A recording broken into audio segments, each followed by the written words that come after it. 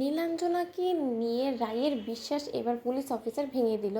হ্যাঁ বন্ধুরা, ভিডিওতে লাইক দিয়ে দিতে থাকুন। যে মুহূর্তে কিনা রায় বলতে থাকে যে অফিসে আপনি আমাকে একটা কথা বলুন তো, নীলাঞ্জনা না হয় এই সব কিছু অনির্বাণকে ফাঁসানোর জন্য করেও থাকলেও থাকতে পারে, ঠিক আছে, কিন্তু তাই বলে ও কি হাসিল করতে পারলো বলুন তো? এসব করে তো ওর কোনো কিছু লাভ হবে না। তাহলে ও বিনা লাভে এরকম কোন একটা ঘটনা কেন ঘটাতে যাবে বলুন তো? ঠিক সেই মুহূর্তে স্রোত বলতে থাকে যে কেন আবার ও ঘটনাটা ঘটানোর চেষ্টা করছে, বুঝতে পারছিস না?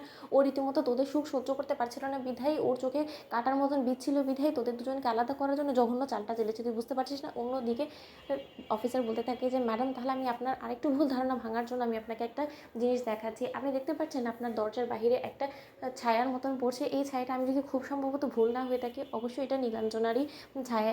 তার কারণ ওর মনের মধ্যে একটা উদ্বেগ উৎকণ্ঠা কাজ করছে যে এই ঘরের ভেতরে দরজা লাগিয়ে আমরা ঠিক কী কথা বলছি। কারণ ওর মনের মধ্যে এই ভয়টা এই কারণেই কাজ করছে, কারণ ওর মনের মধ্যে সম্পূর্ণরূপে যে কথাগুলো ও এতক্ষণ ধরে আমাকে বানিয়ে বানিয়ে বলেছে না, সেটা নিয়ে একটা উদ্বেগ তৈরি হয়েছে যে কখন যেন ওই মিথ্যে কথাটা বলে আমার কাছে ধরা খেয়ে যায়, এবং আমার রীতিমতো রেসপন্সিবিলিটি কী ওটা শোনার জন্য ও আড়ি পেতে রয়েছে। আপনার যদি আমার উপর বিশ্বাস না হয়ে থাকে, আমি এক্ষুনি দরজাটা খুলে আপনাকে দেখাতে পারি চাইলে। অন্য দিক থেকে দরজার ওপ্রান্ত থেকে যখন পুলিশ অফিসাররা গার্ড দিতে থাকে দরজার বাইরে দাঁড়িয়ে, ঠিক সেই মুহূর্তে নীলু বলতে থাকে, যাচ্ছে আপনারা এরকম করে পাহারা দিচ্ছেন কেন বলুন তো? এই ঘরের ভেতরে কী এমন হচ্ছে যে আপনারা এরকম করে পাহারা দিচ্ছেন? ঠিক সেই মুহূর্তে পুলিশ অফিসাররা বলতে থাকে যে দেখুন, ভেতরে একটা জরুরি কথা বলা হচ্ছে, তার জন্য আপনাকে কোনো মতে আমরা ভেতরে যেতে অ্যালাউ করবো না। আপনি যেখানে আছেন আপনি সেখানে দাঁড়ানো অবস্থায় থাকুন। আপনার যদি কোনো কথা বলার থাকে ম্যাডাম বাইরে আসার পর আপনি কথা বলবেন। ঠিক সেই মুহূর্তেই যখন নীলাঞ্জনা কনস্টেবলদের সঙ্গে তর্ক করতে থাকে, তখনই যখন অফিসার বেরিয়ে পড়ে দরজা খুলে, এবং অফিসার নীলাঞ্জনাকে দেখা মাত্রই নীলাঞ্জনাকে ডেকে বলতে থাকে যে রায়পূর্ণা, আমি আশা করবো যে আমি যে কথাটা বলে আপনার চোখ খোলানোর চেষ্টা করছি, আপনার নিশ্চয়ই চোখ খুলে গিয়েছে এতক্ষণ। আপনার নিশ্চয়ই এখন বিশ্বাসও পাবে যে আমি যে কথাগুলো বলছি সেটা একদমই অবাঞ্ছিত নয়। ঠিক সেই মুহূর্তে রাই বলতে থেকেছে, কি রে নীলু, তুই তো দেখছিলিস যে পুলিশ অফিসার আমার সঙ্গে কথা বলছিল, তাহলে তুই ঘরের বাইরে আড়ি পেতে কী করছিলিস বলতো?